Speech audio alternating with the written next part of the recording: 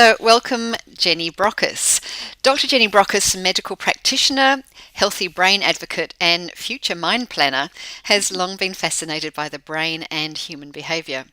Her mission is to become the Jamie Oliver of brain fitness. I really liked that, Jenny, making brain health as widely appreciated as nutrition. She believes that elevating brain and organisational health is the way forward to build personal and professional capability, achievement, and happiness. She works with individuals and organisations to boost mental performance through increased productivity and efficiency, collaboration, and effective leadership. Her approach to overcoming some of the many challenges we face in life and work is based on practical neuroscience, enabling us to understand why we think or behave the way we do and how to implement effective behavioural change. Jenny's continued her own brains education with further study into the neuroscience of leadership and has written 3 books now: Brain Fit, How Smarter Thinking Can Save Your Brain; Brain Smart, How to Regain Focus, Manage Distractions and Achieve More; and her new book, Future Brain, The 12 Keys to Create Your High Performance Brain, is actually a bestseller and available online at all good bookstores. So, Jenny, you've written many articles for both the media, in the business and health arena. You're a regular contributor to a number of magazines in Australia and Southeast Asia, and you featured on TV and radio. And it's my great pleasure to welcome you here today to this adrenaline shot interview. My pleasure. I'm delighted to be here with you, Dawn. Now, we know that we've got 5 minutes, so I'm going to start the timer right now in 2 different places so that we've got it. So it's actually going to appear on the screen underneath you, even though you can't see it. But I have my trusty phone down here as well. That's going to start and time us at the same time. So let's get going. No, it doesn't want to go. Start. Now it's started. Okay. All right, so Jenny, you're a medical practitioner, but you're now working in the area of brain health and high performance. What led you to that change of direction in your career? I was becoming increasingly frustrated that much of the illness I was seeing in the form of high levels of stress, anxiety, and depression often emanated from the place we spend sort of a third of our lives, which is the workplace. And I also started to realise that we were looking at sort of always dealing with the outcomes rather than looking to prevent illness developing in the first place. And I wanted to establish a way to help people maintain health and well-being, particularly in regards to how well they think. So what does a typical day look like for you now? You know, you're not sitting there in a surgery anymore. What does a typical day look like? I don't think I have a typical day, but many days will involve speaking with clients, obviously. Sometimes I do one-on-one mentoring with people when they're looking to sort of cover a particular aspect of brain function that they want help around. Sometimes I'm delivering a presentation which may take the form of a general talk or a more specific masterclass. Sometimes I'm doing or facilitating workshops, and sometimes I'm speaking at conferences. So, every day is different, and that's the joy. That's the joy. Yes, and obviously very rewarding as well.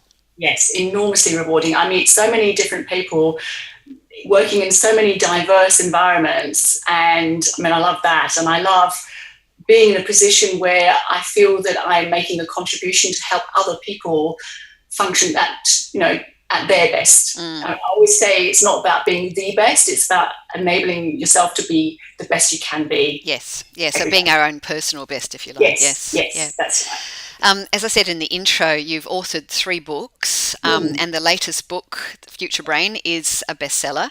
Yes. What were you aiming to achieve by writing that book?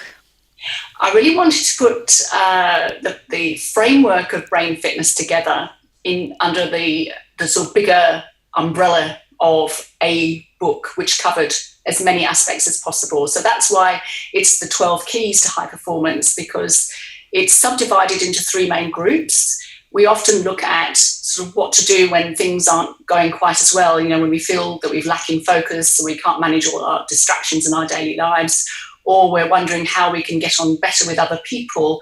And we fail to then include the third piece, which is about self-care and making sure that we are as fit and as healthy as possible to optimize our mental performance. So it's those three critical factors: creating a fit and healthy brain, operating at a higher level, and integrating or getting on well with others. So when we look at the workplace today, what do you see are the biggest challenges that we're faced with in the modern workplace? I think one of the biggest challenges, or I get asked commonly to speak to people about managing change, because there's a lot of change around, and sort of dealing with change fatigue or change resistance, as some people see it, enabling people to sort of take the stress out of change so that they can actually sort of look at it in a different light and move towards the positive change that they desire. And the other thing is managing stress more effectively, because in order to think clearly, particularly when you're under pressure, it's becoming increasingly important. And so knowing how to manage your stress effectively is the critical piece, especially when we're under the pump, every day. We've got other people placing their demands on us. It's a constant battle to sort of know how to manage our energy, finding the stamina that's required so that we know that we can always work to our best and deliver the best outcomes for ourselves and for other people that we happen to be working alongside. So I think those are some of the biggest challenges we face. And the third thing is that we've got all this beautiful new technology and couldn't imagine living without it. And yet in so many ways, I think this is leading to a sense of disconnect. And I am particularly concerned, not just in the workplace, but with the younger generation as well, about how we remain human, how we retain those really important human qualities that enable us to understand each other, connect with each other, and communicate effectively with each other. That was beautifully done. We've got 10 seconds left on our 5-minute interview. It goes so fast. But thank you so, so much. My pleasure. Super important points that we all know we need to be looking out for.